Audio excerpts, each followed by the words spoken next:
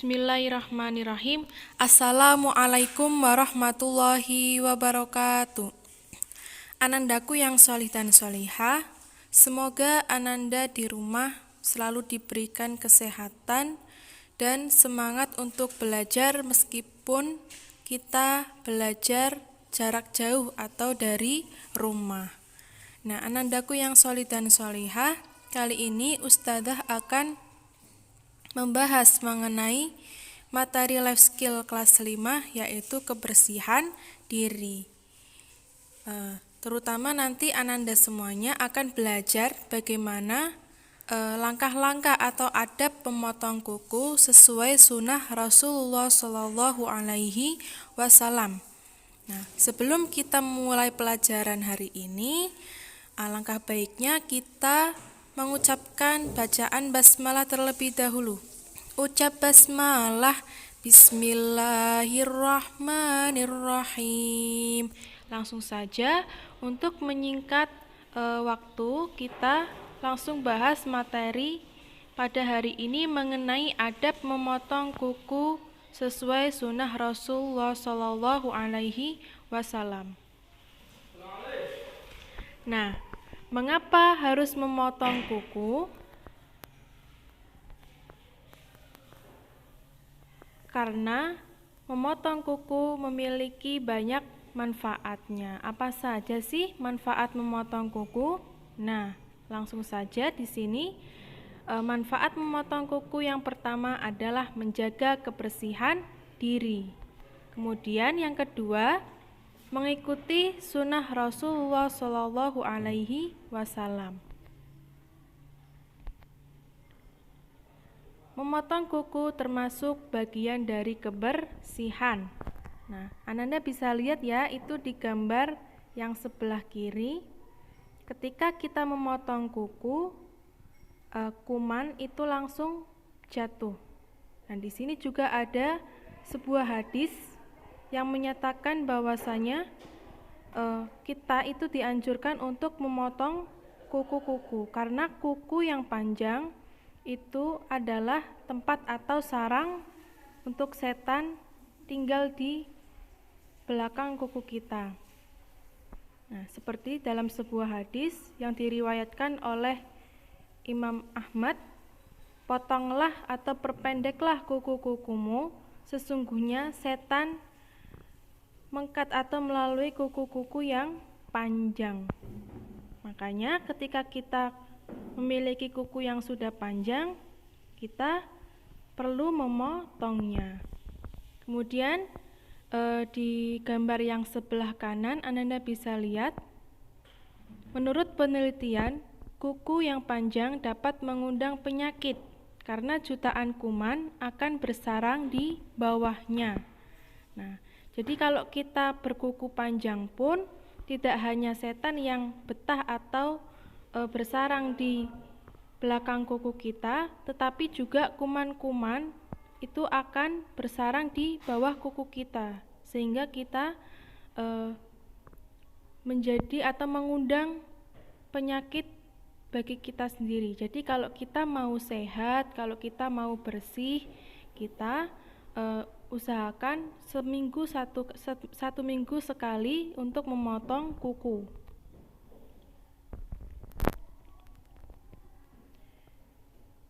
Kemudian memotong kuku termasuk mengikuti sunnah Nabi. Seperti yang tadi Ustadzah jelaskan, memotong kuku adalah termasuk dari bagian mengikuti sunnah Rasulullah Shallallahu Alaihi Wasallam.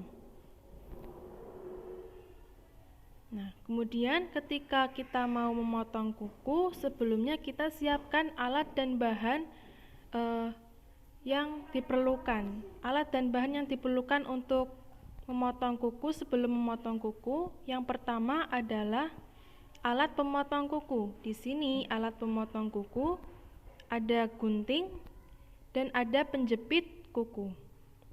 Tapi Ananda semuanya, untuk lebih amannya dan lebih mudahnya, Ananda bisa menggunakan penjepit kuku saja, karena itu sudah didesain agar memudahkan kita memotong kuku. Kemudian yang kedua, kita siapkan tisu. Tisu ini berfungsi untuk mengumpulkan kuku-kuku yang sudah digunting atau yang sudah kita potong. Jadi nanti kuku-kuku yang sudah digunting itu tidak berserakan di lantai ataupun di mana-mana. Nah, di sini ada adab memotong kuku. Kalau Ananda semuanya mau memotong kuku, ini ada sunahnya. Jadi tidak sembarangan ya. Nah, sebelum kita memotong kuku, alangkah baiknya kita memotong kuku memulai dari tangan kanan. Seperti hadis riwayat Al-Bukhari dan Muslim, dahulu Rasulullah senang mendahulukan sisi yang kanan dalam memakai sandal, bersisir, bersuci, dan dalam semua urusannya yang baik. Jadi dari kanan dulu ya. Tapi di sini ada tetap ada aturannya. Apa saja sih aturannya? Kita lihat. Aturan atau urutan memotong kuku, tangan dan kaki. Ini ada urutan-urutannya. Nah, jadi ini kalau kita mau mengikuti potong kuku sesuai dengan sunnah Rasulullah, ini kita harus mengikuti aturan atau urutannya. Kalau tangan, kita mulai dari tangan kanan, kemudian itu sudah ada nomornya, Anda bisa lihat. Yang pertama itu dimulai dari jari telunjuk, kemudian jari tengah, jari manis, jari kelingking, dan kemudian pindah ke tangan kiri, jari kelingking, jari manis, jari tengah, jari telunjuk, kemudian ibu jari, dan kemudian ditutup atau diakhiri dengan ibu jari tangan kanan. Nah, kalau kaki bagaimana? Kalau kaki itu juga sudah ada nomornya. Kita mulai dari kaki kanan, tapi dimulai dari jari kelingking, ya, jari kelingking, kemudian ketemu lagi jari kelingking kaki yang kiri. Seperti itu urutan memotong kuku dan kaki sesuai dengan sunnah Nabi. Nah, kemudian di sini juga ada waktu-waktu memotong kuku. Jadi ada arti ya, ada arti atau makna di balik kita memotong kuku di hari-hari tertentu. Sunnah memotong kuku di hari yang tepat. Nah, jadi nanti Ananda kalau mau memotong kuku juga harus memperhatikan hari-harinya ya. Hari-hari tersebut kira-kira baik atau tidak, tepat atau tidak untuk memotong kuku. Dimulai dari hari Sabtu. Memotong kuku di hari Sabtu dapat menyebabkan banyak makan. Memotong kuku di hari Ahad atau Minggu dapat menghilangkan barokah di hidupnya. Memotong kuku di hari Senin dapat menambah barokah ilmunya. Memotong kuku di hari Selasa dapat mendatangkan bencana dan kerusakan.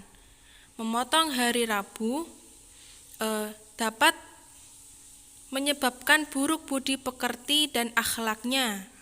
Memotong kuku di hari Kamis dapat dilapangkan rezekinya. Memotong kuku di hari Jumat itu akan mempunyai sifat belas kasihan pada orang lain atau welas asih. Ini berdasarkan pendapat dari Imam Nawawi. Ya, jadi Ananda semuanya kalau mau memotong kuku diusahakan di hari-hari yang tepat ya. Jadi hari-hari yang tepat atau hari-hari yang baik untuk memotong kuku yaitu di hari Senin, hari Kamis, dan hari Jumat. Ya. Nah, barokallah untuk Ananda yang sudah mengumpulkan tugas tepat waktu, baik itu yang tugas mengepel lantai ataupun tugas membersihkan toilet. Kemudian yang masih belum, itu ditunggu ya. Nah, jadi yang belum mengirimkan tugas mengepel lantai itu bisa dilihat dari kelas Ibnu Hayyan dan Ibnu Katsir. Begitu juga dengan tugas membersihkan toilet itu ya, sudah Ustadzah rekap dan semoga nanti Ustadzah bisa